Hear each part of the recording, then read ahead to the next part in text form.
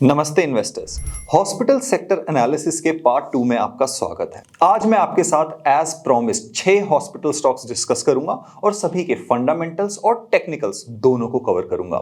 जो part 1 video में आप सबने फीडबैक दिया था उसका भी इस बार पूरा ध्यान रखा जाएगा। पार्ट 1 में मैंने आपको डिटेल में एक्सप्लेन किया था कि क्यों हॉस्पिटल इंडस्ट्री एक हाई ग्रोथ इंडस्ट्री है, क्या क्या इसके ग्रोथ ड्राइवर्स हैं, एक हॉस्पिटल स्टॉक के एनालिसिस के लिए क्या क्या पैरामीटर्स देखने चाहिए, और 3 हॉस्पिटल स्टॉक्स भी डिस्कस किए थे, मैक्स हेल्थकेयर, यथार्थ हॉस्पिटल्स और मेदांता।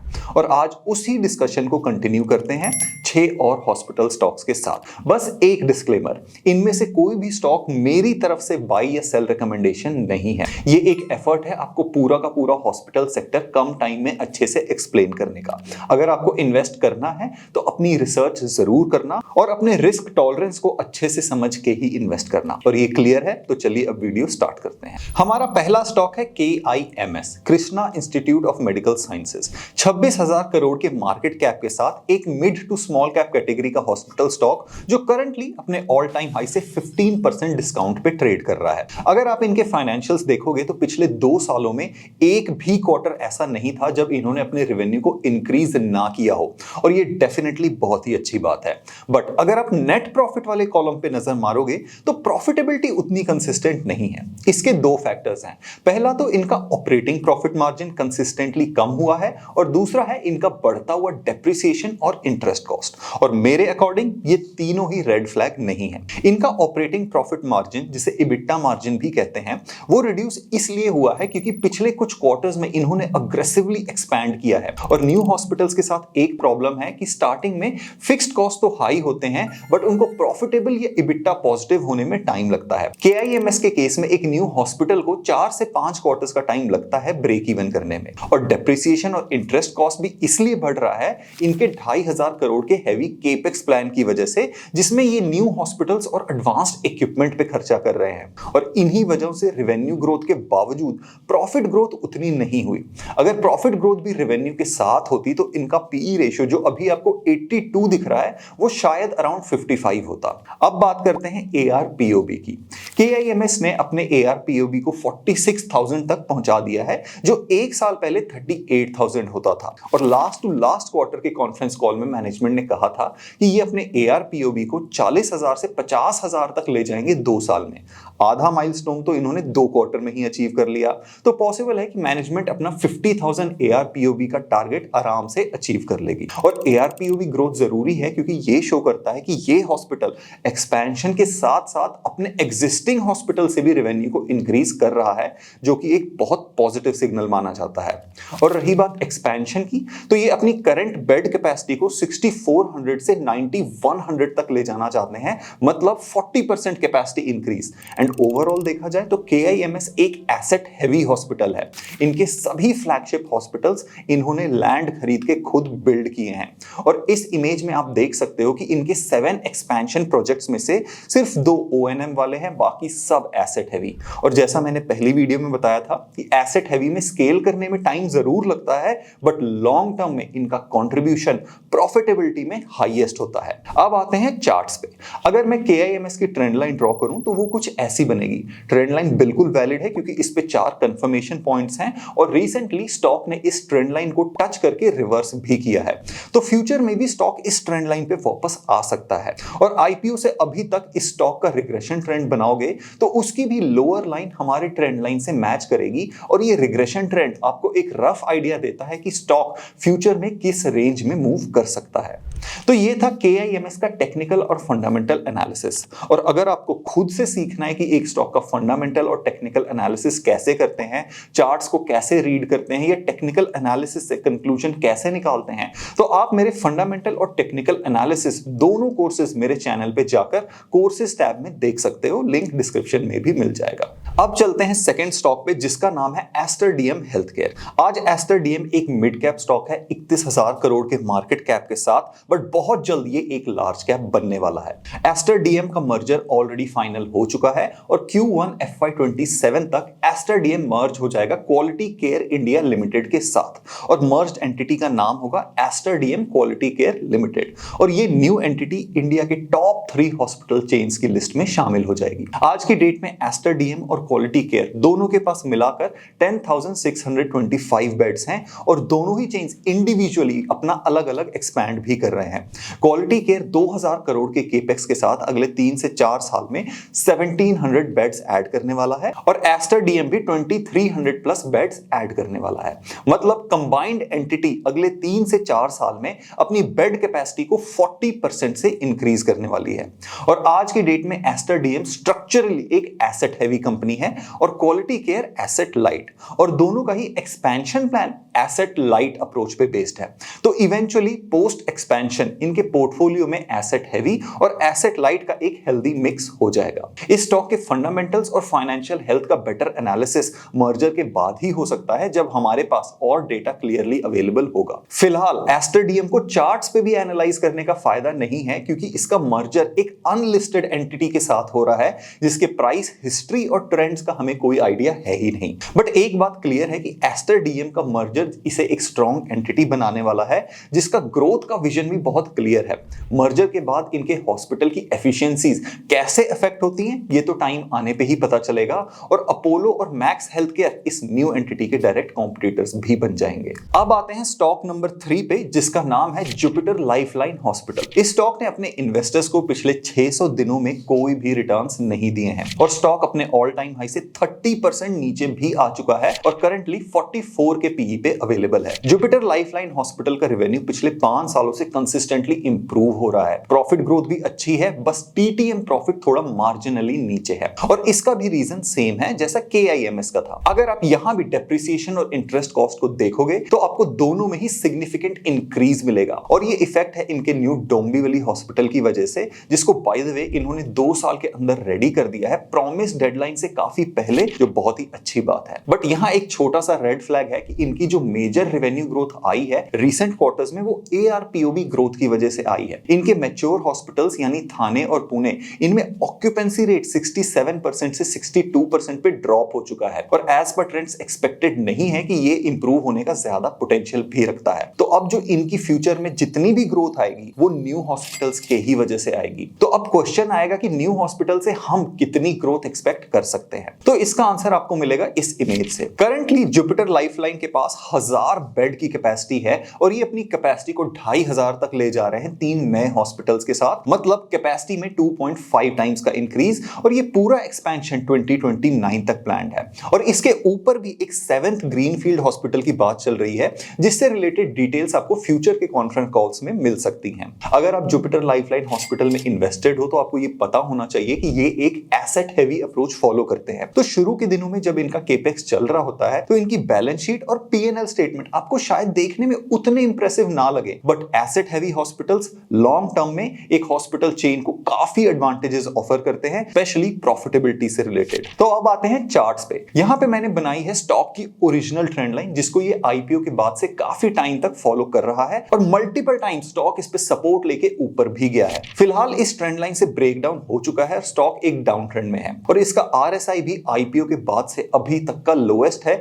मतलब स्टॉक काफी ज्यादा ओवरसोल्ड हो चुका है और स्टॉक करंटली जिस प्राइस पे है इस प्राइस को मल्टीपल टाइम्स रिजेक्ट कर चुका है पास्ट में एंड इवन इंडिया पाक वॉर के टाइम भी इस प्राइस से ही ऊपर गया था। तो प्रोबेबिलिटी काफी ज्यादा है कि ये स्टॉक इससे ज्यादा नीचे तो नहीं जाएगा। बट एज ऑफ नाउ अभी कोई रिवर्सल के इंडिकेटर्स चार्ट पे आए नहीं है। बट जैसे इसके फंडामेंटल्स हैं और कंपनी का एक्सपेंशन प्लान चल रहा है एंड कंपनी अगर अपने विजन को सही से एग्जीक्यूट कर पाती है तो इस स्टॉक का फ्यूचर उस केस में काफी ब्राइट है। आप इस स्टॉक के बारे में क्या सोचते हो मुझे कमेंट्स में जरूर बताना। फिलहाल चलते हैं स्टॉक नंबर 4 पे जिसका नाम है पाक मेडिक वर्ल्ड, जिसका अभी दिसंबर में ही आईपीओ हुआ था। आईपीओ से अभी तक स्टॉक काफी वॉलेटाइल रहा है शार्प डेली मूवमेंट्स के साथ, बट फिलहाल फिलहाल अपने आईपीओ से 7% ऊपर आ चुका है। इन्वेस्टर्स को इस हॉस्पिटल से रिलेटेड सबसे पहली चीज जो अट्रैक्ट करती है वो है इसका लो पीई रेशियो। ये स्टॉक 26 के पीई पे अवेलेबल है, जो हॉस्पिटल इंडस्ट्री के लिए काफी लो है। बट ऐसा नहीं है कि इस स्टॉक में कोई ग्रोथ पोटेंशियल ना हो। पार्क मेडीवर्ल्ड एक एसेट हैवी बिजनेस है जो अगले 3 साल में अपनी बेड कैपेसिटी को 3200 से 5200 प्लस पे ले जाने वाला है, मतलब 60% कैपेसिटी एक्सपेंशन। और इनका एक्सपेंशन अप्रोच एक्विजिशंस, ब्राउनफील्ड और क्लस्टर स्ट्रेटजी पे बेस्ड है। मतलब ये अपने एग्जिस्टिंग हॉस्पिटल्स को ही एक्सपैंड करते हैं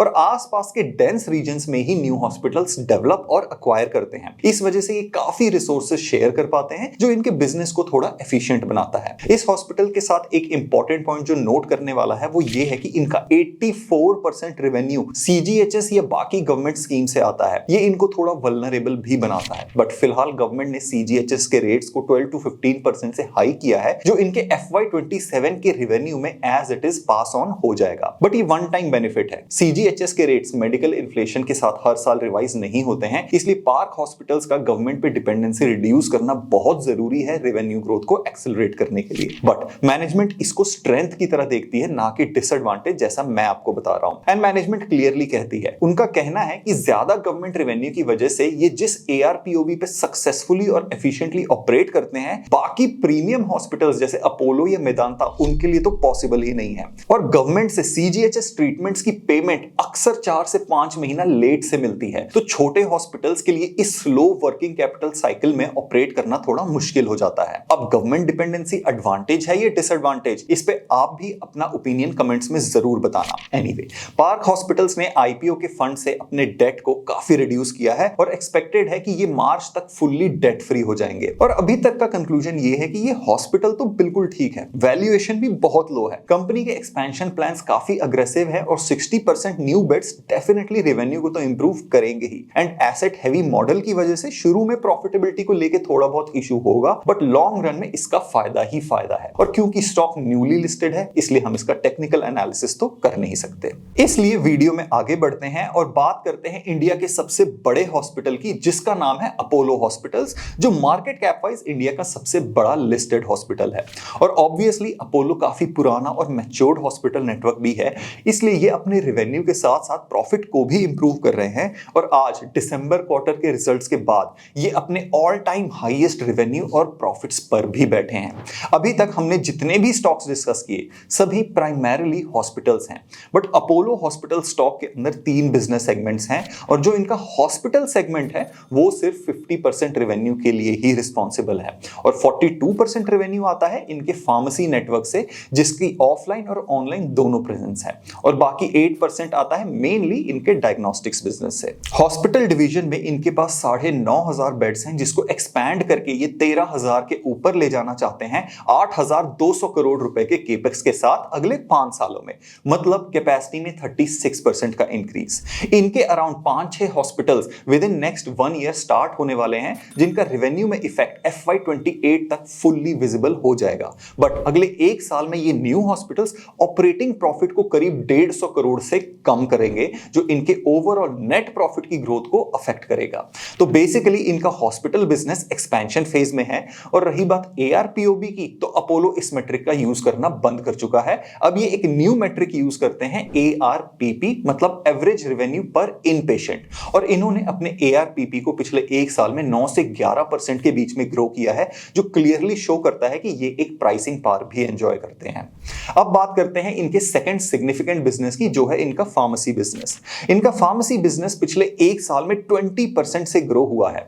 ऑफलाइन फार्मेसी से इनको क्वार्टरली 25,000 करोड़ रेवेन्यू आता है और ऑनलाइन से 3,000 करोड़। ऑफलाइन फार्मेसी प्रॉफिटेबल भी है 7.8% EBITDA मार्जिन के साथ, but online pharmacy loss making है और ओवरऑल प्रॉफिट मार्जिन को ड्रैग करके 4.5% पे ले आती है।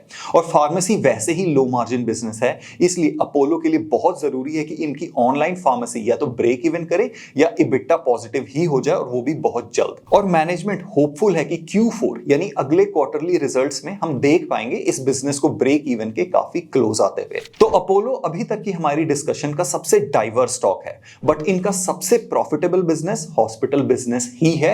एंड फ्यूचर में असली growth hospital expansion and ARPP improvement से ही आएगी। And based on available data data ऐसा लग रहा है कि हॉस्पिटल बिल्कुल सही डायरेक्शन में जा रहा है।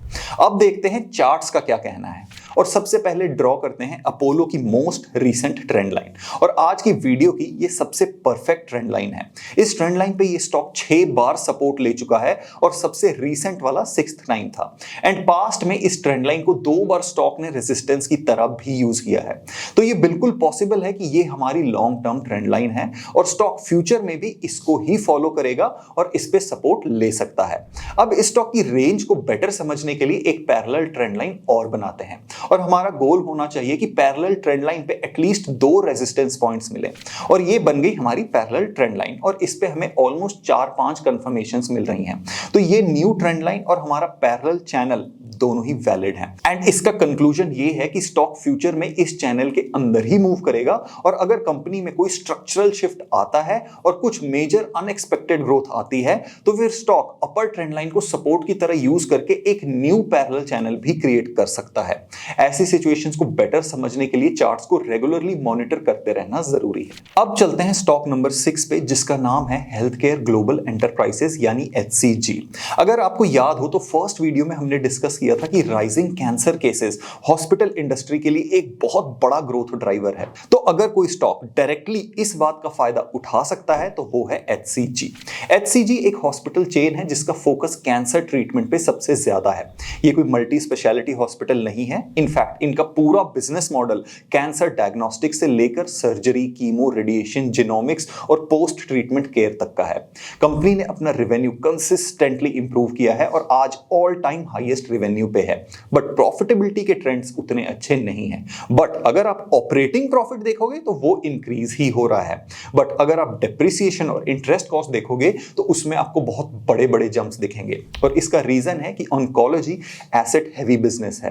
हर न्यू हॉस्पिटल को काफी हाई टेक इक्विपमेंट्स चाहिए होते हैं जैसे रेडिएशन मशीन्स, लाइनैक मशीन्स वगैरह और ये सब बहुत ज्यादा एक्सपेंसिव होते हैं। जैसे एक लाइनैक मशीन की ही कॉस्ट 15 से 25 करोड़ तक होती है और ये डेप्रिसिएशन में तो अफेक्ट इमीडिएटली डाल देते हैं बट इनसे रेवेन्यू रियलाइज होने में टाइम लगता है। तो इन एक्सपेंसिव मशीन्स की वजह से डेप्रिसिएशन तो हाई हुआ ही है, साथ में इनको हाई डेट भी लेना पड़ा है और डेट सिर्फ इक्विपमेंट के लिए नहीं है बट हॉस्पिटल नेटवर्क को एक्सपैंड करने के लिए भी है। इनके प्लान के अकॉर्डिंग ये अपनी कैपेसिटी को 2600 बेड से 3600 प्लस बेड्स पे ले जाना चाहते हैं अगले 3 साल में। तो ऑब्वियसली डेट तो लेना ही पड़ेगा क्योंकि ये एक काफी ज्यादा अग्रेसिव एक्सपेंशन प्लान है। इस वजह से आज की डेट में जो इनका टोटल डेट टू इक्विटी है वो 1.78 है जो काफी ज्यादा हाई है। बट असली प्रॉब्लम है इनकी इंटरेस्ट कवरेज जो सिर्फ 1.28 है। मतलब ये हुआ कि इनको जितना इंटरेस्ट पे करना पड़ रहा है इनका प्रॉफिट बिफोर इंटरेस्ट यानी PBIT सिर्फ 1.28 टाइम्स है उसका और बाई चांस ये रेशियो 1 के नीचे आ गया तो ये एक प्रॉब्लमेटिक लूप में फंस जाएंगे जहां इनको पुराना डेट चुकाने के लिए नया डेट लेना पड़ेगा या अपने एसेट्स बेचने पड़ेंगे। इस प्रॉब्लम से बचने का दूसरा तरीका है कि ये FPO या QIP करें जिससे इनका डेट सिग्निफिकेंटली कम हो सकता है।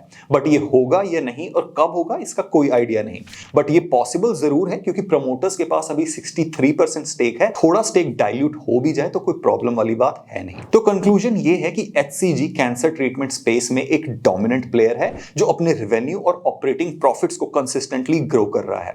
इनके एक्सपेंशन प्लान भी स्ट्रांग है और इंडिया के राइजिंग कैंसर केसेस इनके लिए मेजर ग्रोथ ड्राइवर्स का भी काम कर रहे हैं। बस ये अपने प्रॉफिटेबिलिटी का ध्यान रखें और डेट को अच्छे से मैनेज कर लें तो ये कंपनी लॉन्ग टर्म में काफी अच्छा ग्रो कर सकती है। और इसी के साथ ये वीडियो यहां पे खत्म होती है।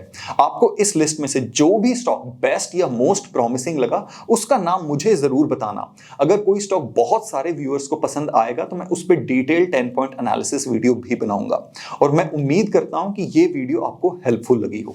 अगर आपके कोई भी डाउट्स या क्वेरीज हो तो कमेंट्स में जरूर बताना। अब मैं मिलूंगा आपसे नेक्स्ट वीडियो में। जय हिंद।